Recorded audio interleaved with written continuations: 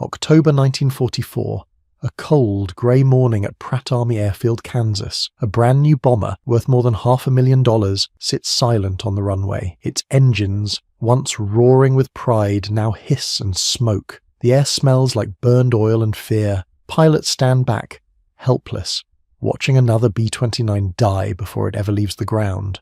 These planes were supposed to be America's unstoppable weapon, but instead, they're catching fire before reaching the sky. For months, the Air Force has been losing bombers not to enemy fire, but to their own engines. Every flight could be your last, not because of the Japanese, but because your engine might explode mid-air. The best engineers in the country have tried and failed. Millions of dollars, countless redesigns. Nothing works.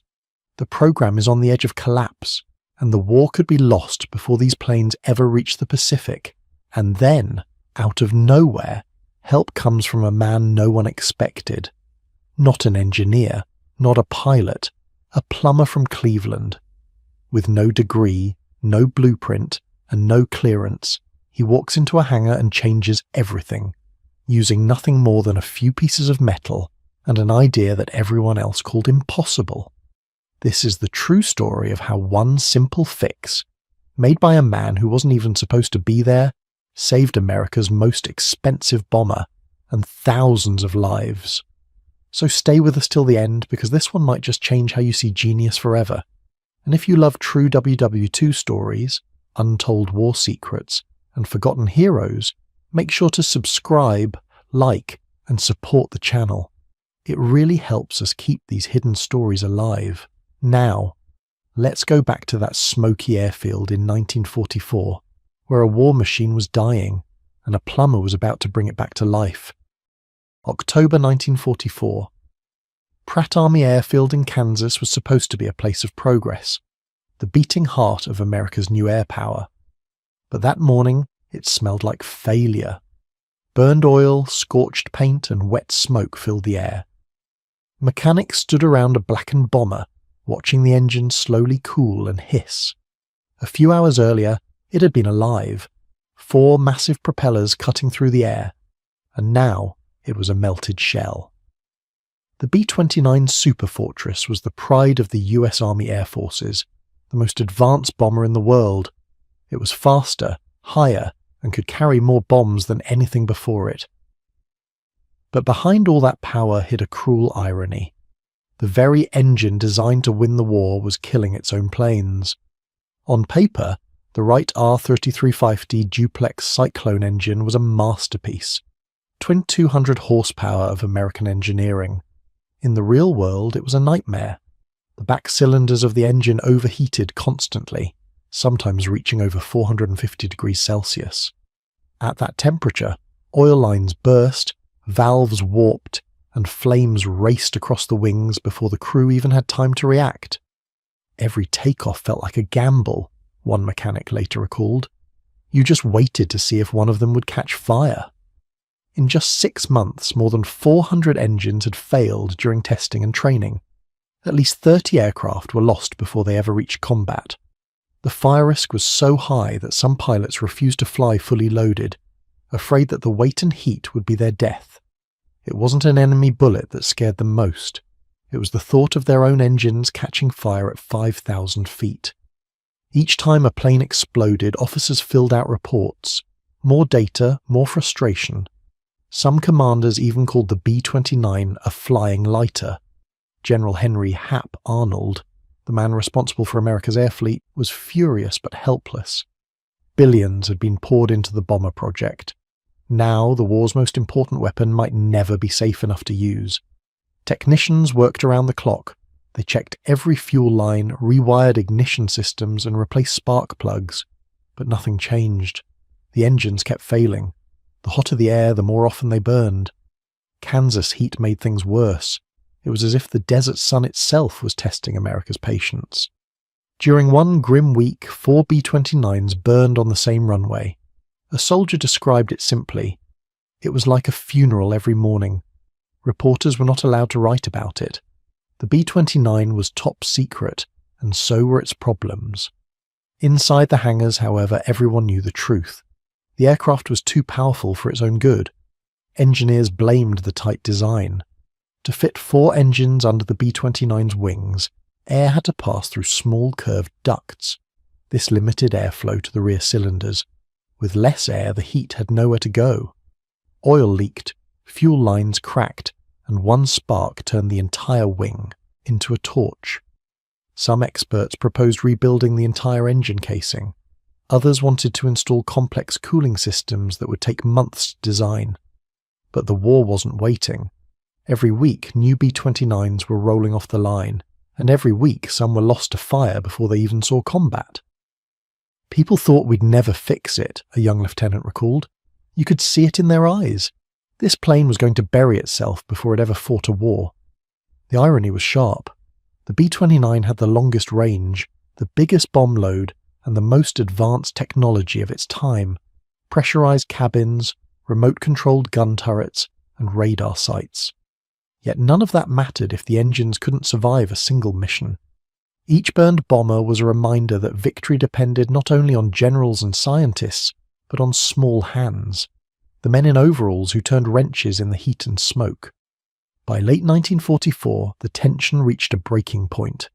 General Arnold ordered a final review. He demanded results. Fast. Either someone solved the overheating problem, or the B-29 project would be grounded. Thousands of workers, engineers, and soldiers were on edge. In the corner of one hangar, among the noise of hammers and the smell of kerosene, stood a quiet man named Tony Ballador, a civilian mechanic. He wasn't an engineer. He had no degree, no fancy title. He was just a plumber from Cleveland who joined the maintenance crew to help with aircraft tubing. No one expected him to save the day. But while the experts debated theories and formulas, Tony noticed something simple. He saw how air moved inside the engine casing, where it should flow and where it got trapped. To him, it wasn't about math. It was about how air breathed through pipes and ducts, something he'd understood his whole life. What he would soon build looked absurd, too crude, too simple, but it would change everything. The flames that once symbolized failure were about to become proof of something extraordinary, that sometimes the smallest hands make the biggest difference. And so, as another B-29 burned under the Kansas sun, a plumber began sketching an idea that would soon save more than 5,000 engines. The Wright R-3350 duplex Cyclone was meant to be the heart of America's air power, a 2,200 horsepower giant built to lift the B-29 superfortress higher and farther than any bomber before it. But this heart was broken. It beat too fast, burned too hot, and sometimes it simply exploded. Each engine had 18 cylinders arranged in 2 tight rows. They were crammed so close together that air could barely pass between them. The front cylinders cooled just fine, but the ones in the back cooked like they were inside an oven. Engineers called it rear row detonation. Pilots called it fire from hell. On the ground, it sounded like power, a deep rhythmic thunder that shook hangar walls.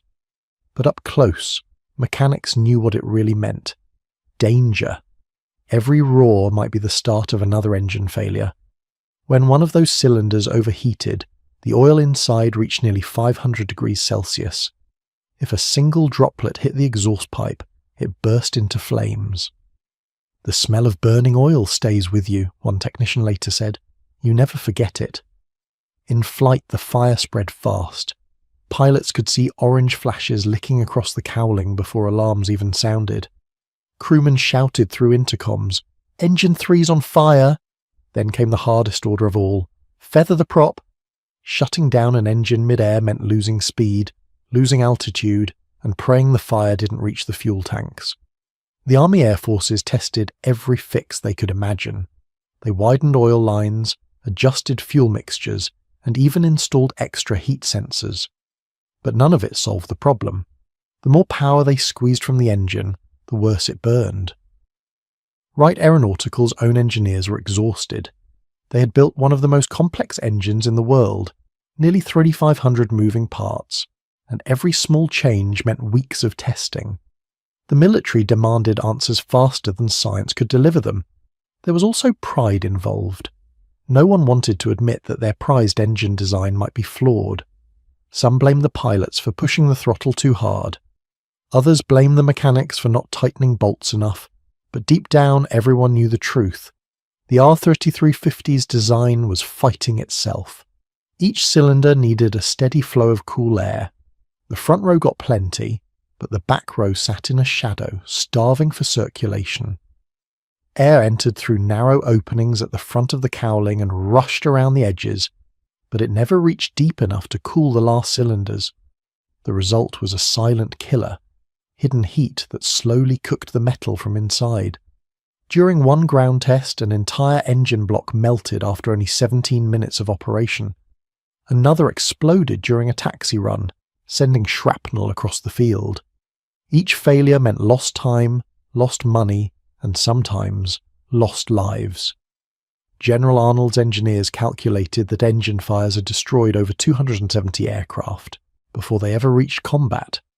That meant hundreds of airmen had died not in enemy skies but on American soil. To the engineers it was humiliating. To the mechanics it was heartbreaking. To the men flying the B-29s it was terrifying.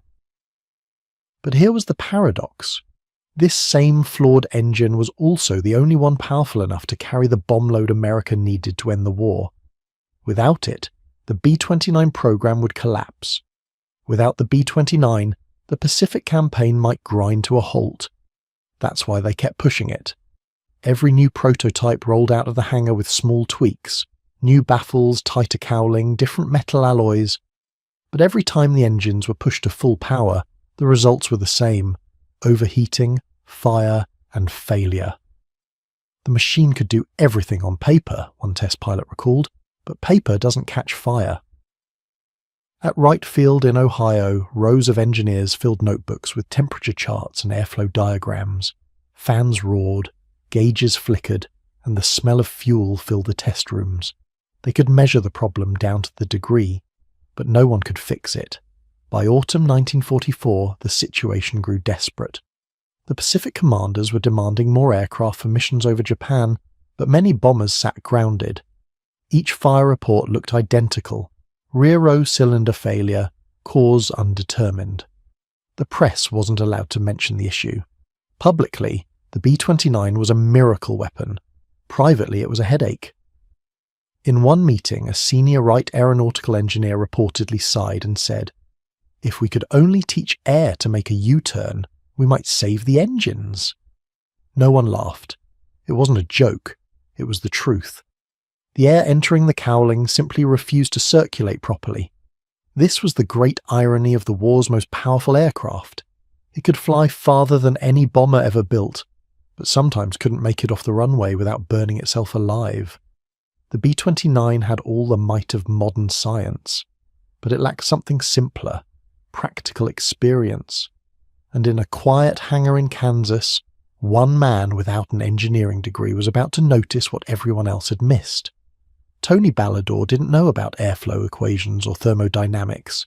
What he knew was plumbing, how water and air behaved inside pipes. And as he watched the B-29 engines struggling to breathe, he began to wonder if maybe, just maybe, the solution wasn't bigger, but simpler. The hangars of Wichita and Ohio were full of noise, wrenches clinking, engines roaring, and tired men shouting over the hum of testing rigs. Yet for all that effort, the results were the same: smoke, fire, and disappointment. The experts had run out of ideas, but they refused to admit it. The B-29 project had some of the brightest engineers in the country. Boeing built the airframe, Wright Aeronautical made the engines, and the National Advisory Committee for Aeronautics, NACA, the group that would one day become NASA, was called in to help. Together they had designed an aircraft that could fly at 30,000 feet and cross oceans. But now they were trapped by their own creation. Every week, a new modification was tested. Engineers installed larger air scoops, added extra oil coolers, and even reshaped the engine cowlings to pull more air around the cylinders. They spent hours studying wind tunnel results, marking graphs, and arguing over calculations. But each flight test ended the same way. An engine caught fire, a pilot bailed out, and another report was filed. One memo from the period read simply, "Thermal instability remains unresolved. Recommend continued observation." It was polite language for failure. Wright Aeronautical tried changing the metal in the cylinders to handle more heat. Boeing tested new cowling flaps to increase airflow. NACA ran experiments using small-scale models to simulate air pressure inside the engine compartments. But none of these ideas fixed the problem. As one test pilot said later, "We didn't need more papers. We needed a plane that wouldn't burn." The stress on the teams was unbearable. Every lost engine meant delays in the Pacific, and every delay meant more soldiers waiting for support from the sky. The pressure from Washington was enormous. The War Department sent urgent cables demanding results. General Arnold warned, "If we can't make this work, we'll lose the war from the air." In the middle of all that chaos, morale began to fall apart. Engineers blamed mechanics blamed pilots, and the pilots, exhausted and frustrated, blamed the machines. Test crews were starting to lose trust in the B-29. Some called it the Widowmaker. Others said flying it was like sitting on 4 time bombs. One veteran recalled, "Every takeoff you'd watch the gauges and whisper a prayer. You could smell the heat before you saw the fire." The irony was cruel. America had invested billions into advanced research, building massive wind tunnels and hiring hundreds of scientists. Yet none of those brilliant minds could solve one simple problem: how to keep air moving properly through a tight space. A few engineers proposed tearing down the entire engine design and starting over. But that wasn't possible. The war was moving too fast. The factories in Kansas, Nebraska, and Washington were already producing dozens of bombers each week. There wasn't time to redesign everything from scratch. Instead, they tried smaller fixes. Some thought the answer was more oil. Better lubrication might keep the temperature lower. Others believed that polishing the cylinders would improve airflow. Tests were done, money was spent, but the fires continued. In one dramatic trial at Wright Field, engineers ran a full engine at maximum power for 10 minutes. The cylinder temperature spiked past 480, and then a deafening bang. The entire right bank of cylinders burst into flames. The crew hit the emergency stop, but it was too late. The room filled with smoke and everyone ran for the doors. After the test, the head engineer looked at the wreckage and said quietly, "We're chasing ghosts." It wasn't just the technical problem, it was pride. Every team wanted to be the one to fix it. Admitting defeat felt impossible. As one NACA researcher later said, "We had built an engine too smart for its own good. Sometimes complexity becomes its own enemy." Meanwhile, out on the flight lines, the ground crews were running out of patience. They were the ones cleaning up the fires, replacing engines, and watching pilots risk their lives. One mechanic from the 58th Bomb Wing wrote in his diary, "We keep losing planes, and no one knows why. The engineers talk about airflow, but we just see fire." By the fall of 1944, more than 1,000 B-29s had been built, but nearly half were grounded for safety reasons. The aircraft that was supposed to end the war was instead sitting idle, waiting for an answer that never came. The paradox was becoming clearer by the day. The smartest men in the country, armed with the best equipment and research, couldn't solve a problem that seemed almost basic: how to help the engine breathe. And yet, somewhere far from the boardrooms and laboratories, a man with no degree, no engineering license, and no fame was about to do just that. His name was Tony Ballador, a plumber from Cleveland who worked quietly in the maintenance hangar. While the experts looked at blueprints, Tony looked at the engines themselves. He noticed things no one else cared to see: the way air curved around metal, the spots where heat stayed trapped, and the sounds the engine made just before it failed. He didn't speak in technical terms or draw complex graphs. He just said, "The air's not going where it needs to go." Soon, he'd take that simple observation and turn it into one of the most important fixes of the entire war. Tony Ballador wasn't supposed to change the course of the war. He wasn't a scientist, not an engineer, not even a military man. He was a plumber, a factory worker who spent his days fixing leaks, bending pipes, and keeping machines running. But in 1944, when the experts were out of ideas, it was his pair of working hands that noticed what everyone else had missed. Tony worked at the Wichita Army Airfield, one of the main assembly sites for the new B-29 bombers. His job was simple: repair cooling lines and oil pipes in the aircraft before test flights. He spent long hours under the wings, crawling through the metal guts of those giant machines. While most men looked at the plane from the outside, Tony was always inside, seeing how everything fit together, how air and oil and heat flowed through every pipe and vent. He had a habit of listening. When the engines were running, he'd stand close, too close for comfort, and listen to the rhythm. He could tell when something was wrong just by the way the sound changed. The other workers laughed, saying, "Tony thinks he can hear the problem." But he often could. One day, during a test run, Tony was standing near a B-29 that had already suffered several engine fires. As the engines roared, he felt the vibration through the ground and smelled that familiar sharp odour, burning oil mixed with hot metal. He squinted at the cowling and noticed something strange. One side of the engine stayed clean, while the other was streaked with oil and soot. That meant the airflow wasn't balanced. Later that day, when the test pilot reported another overheating engine, Tony went to inspect it. He ran his hand along the inside of the cowling, feeling where the air ducts were placed. He realized the design forced hot air to swirl inside instead of escaping. The engine wasn't breathing, it was suffocating in its own heat. He mentioned this to an Air Force mechanic, saying, "The air's trapped in there like steam in a kettle. You need a way for it to flow out clean." The mechanic laughed. "Tell that to the engineers, Tony. They've been chasing that problem for months." But Tony didn't stop thinking about it. That night he drew a few sketches on scrap paper. He wasn't great at drawing, but he knew how pipes worked.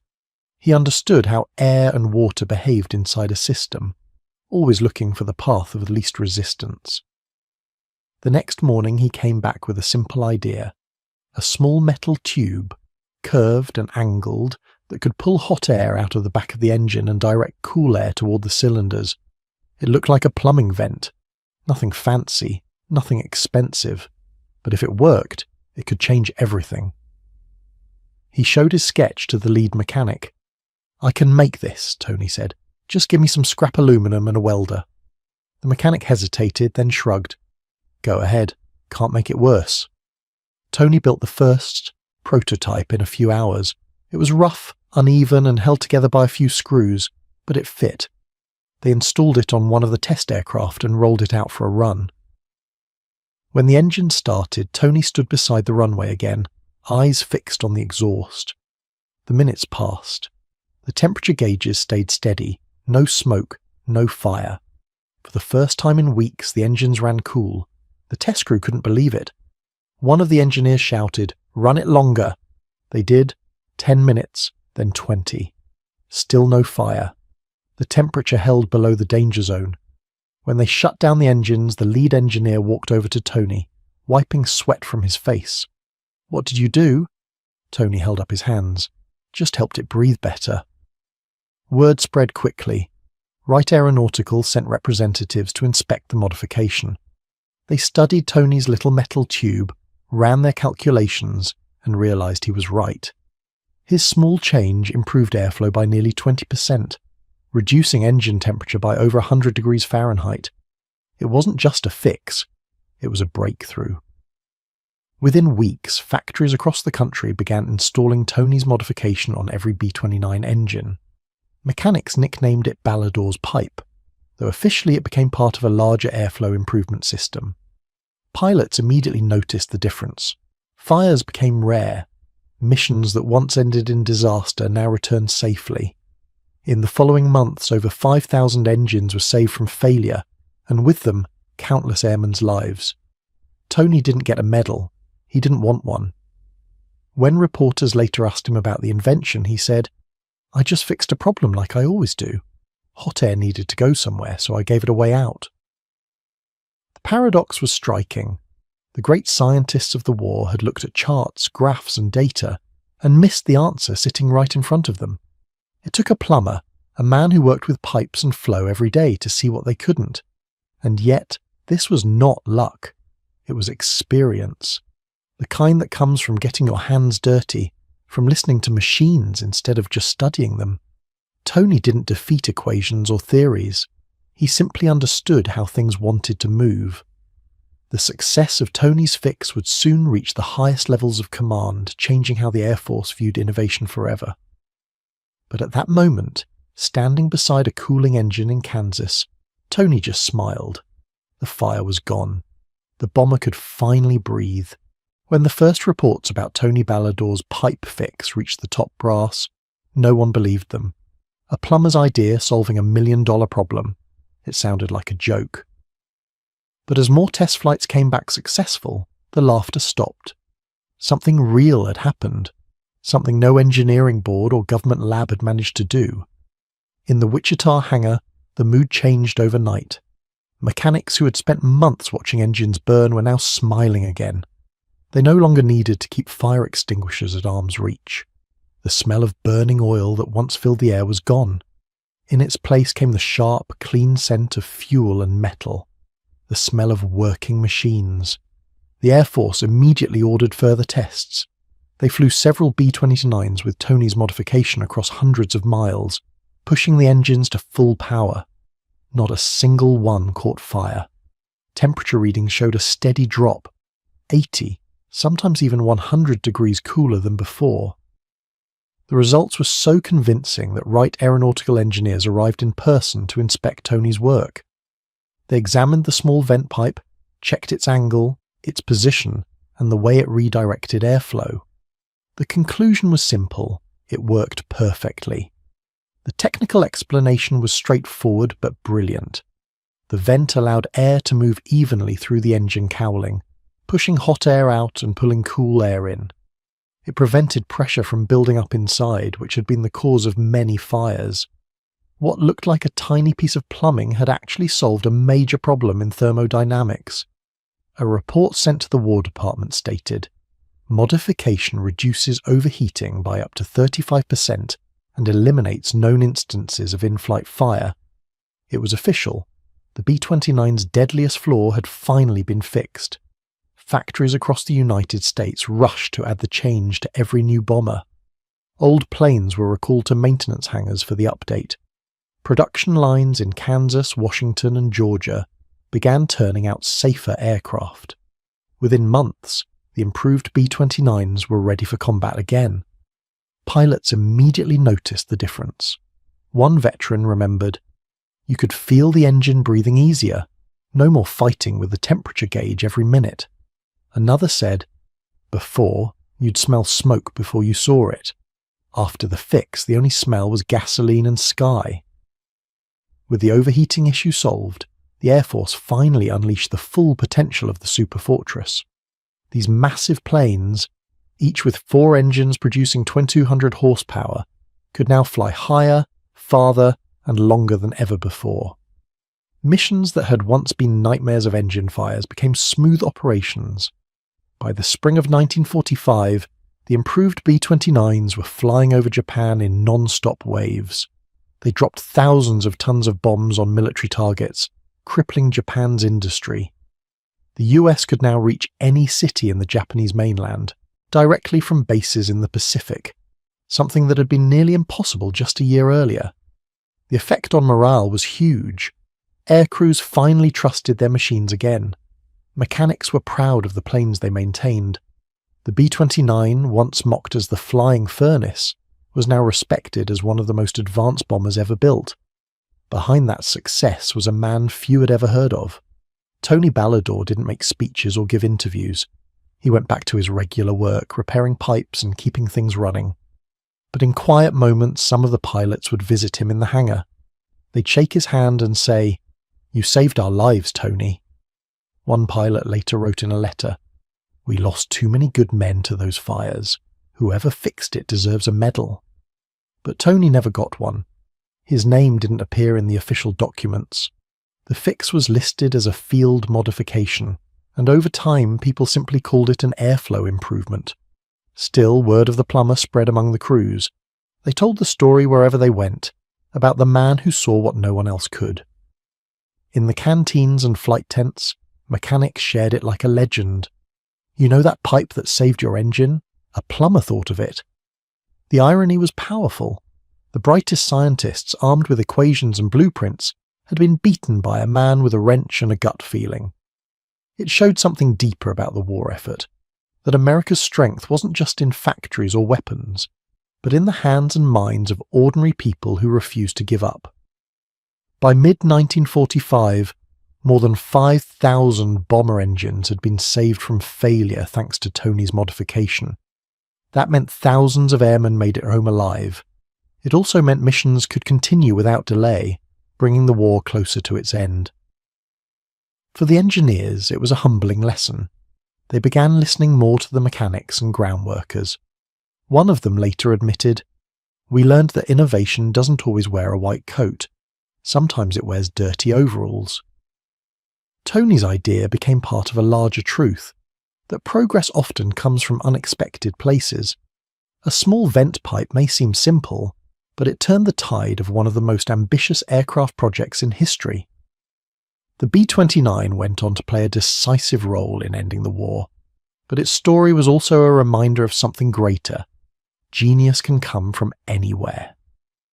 And while history rarely remembers the plumber from Cleveland, his absurd idea kept an entire fleet in the air and helped change the course of World War II. By the summer of 1945, the war in the Pacific was entering its most intense stage. The B-29 superfortress was finally doing what it was built for, flying long, heavy missions across the ocean, carrying the weight of victory on its silver wings.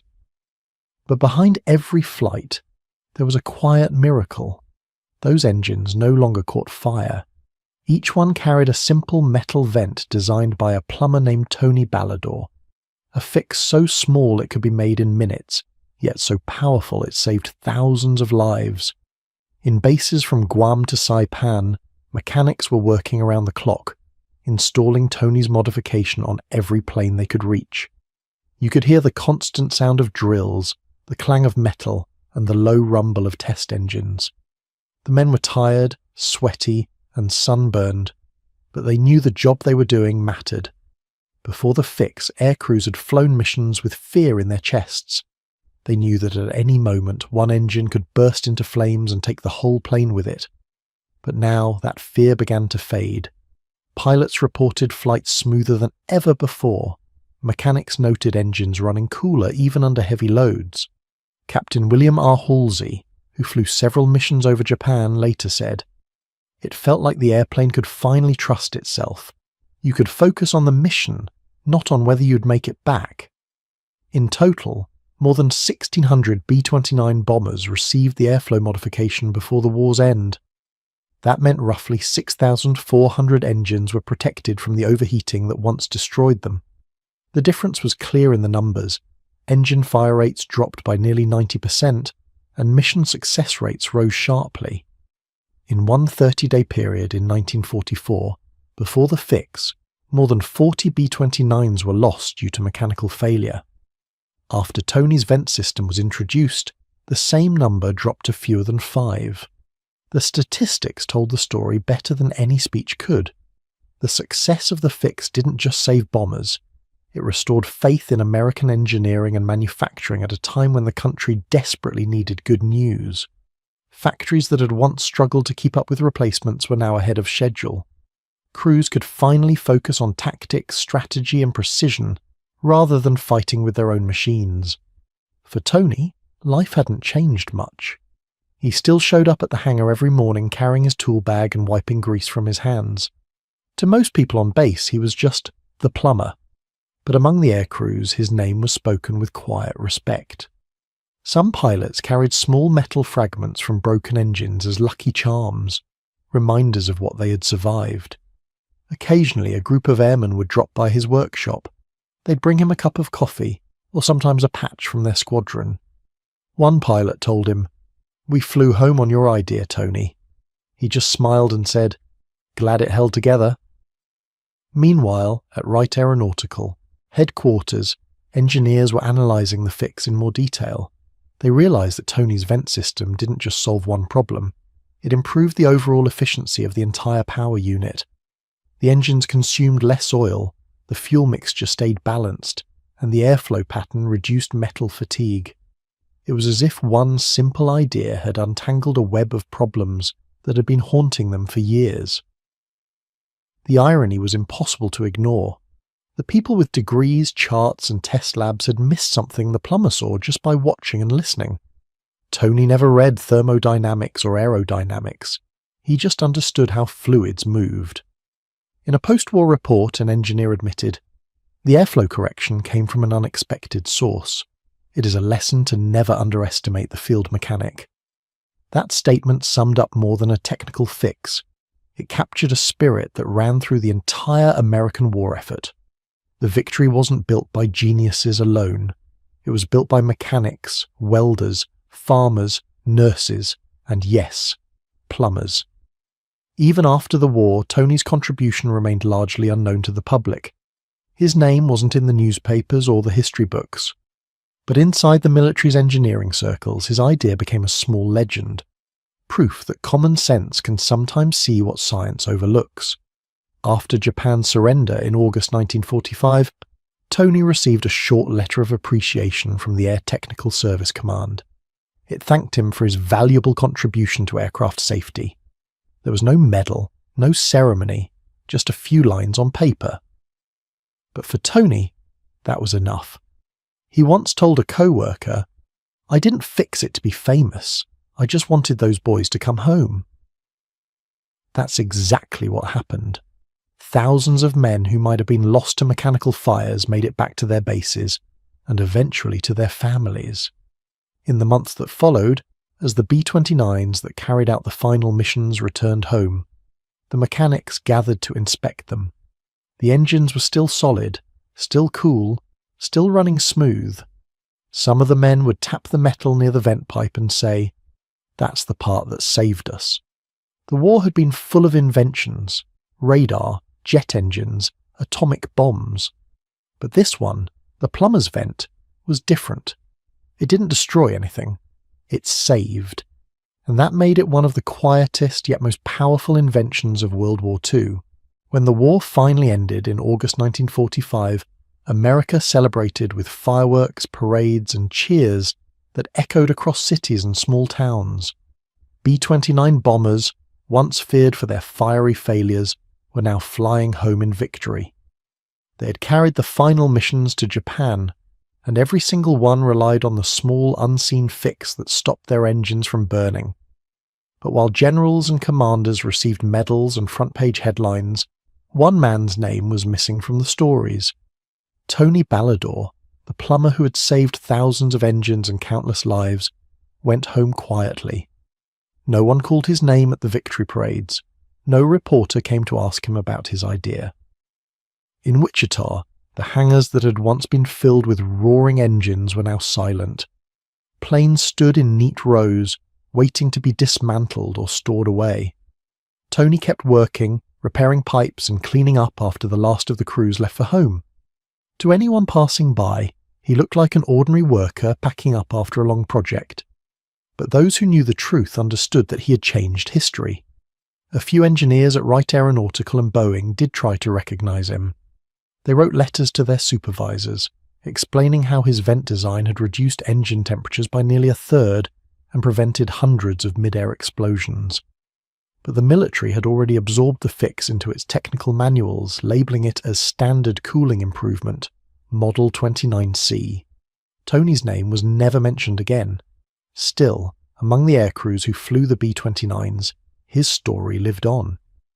They passed it around in quiet conversations, in base bars and reunion halls. One pilot told his son years later, "A plumber saved my life before we even took off." Another said, "It wasn't the scientists who made our plane safe. It was a guy with a wrench and common sense."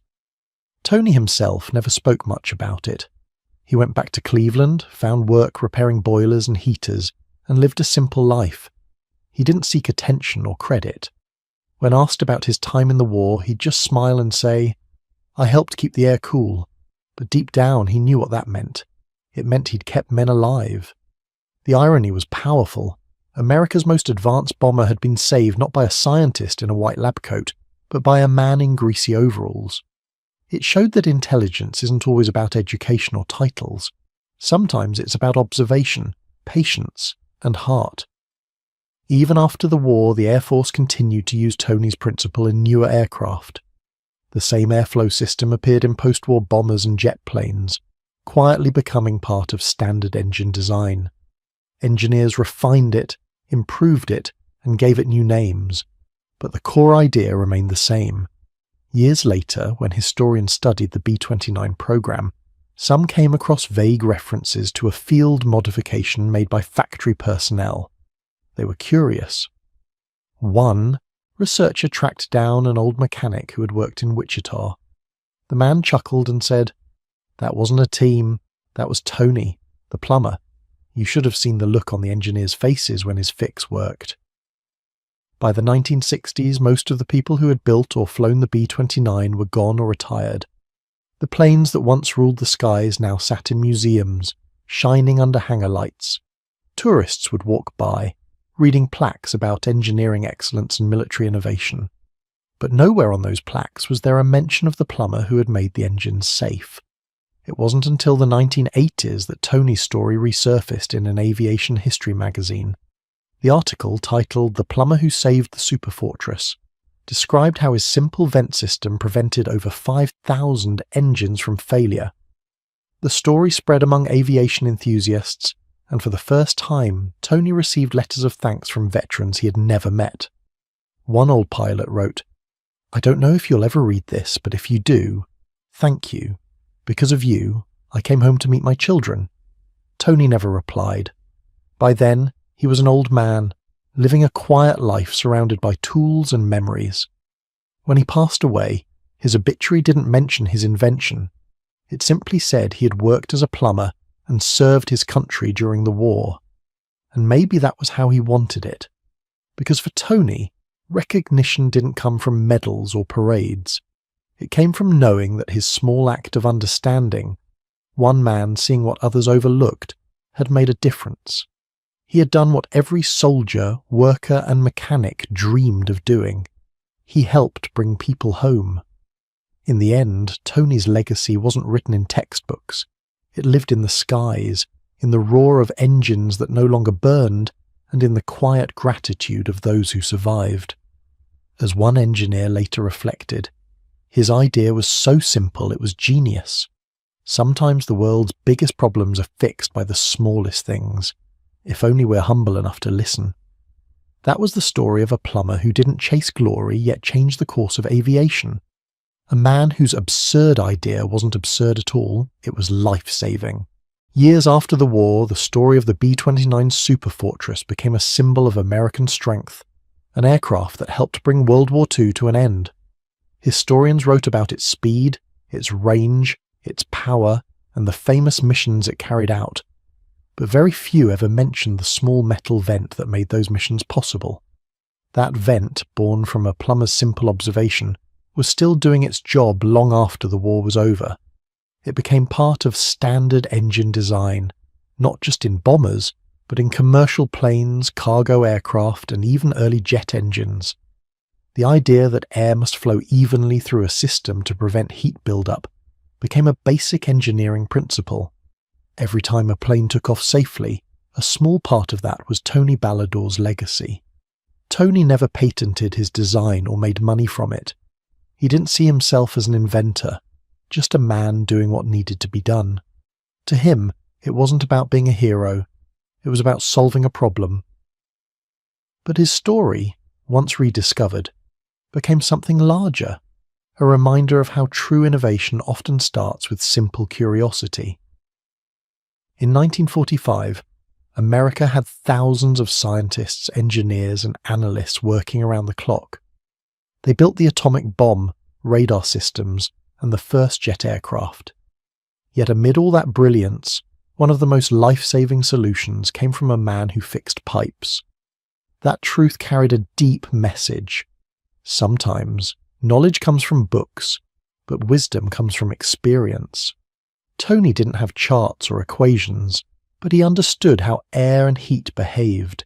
He used what he knew from his trade, how pressure builds in a blocked line, how flow must be balanced, and applied it to an airplane engine. In that simple act, he bridged the gap between theory and reality. It's easy to overlook stories like his because they don't fit the image of wartime glory. There was no dramatic battlefield, no medals, no cheering crowds. Yet without that absurd idea, the war could have taken a much darker turn.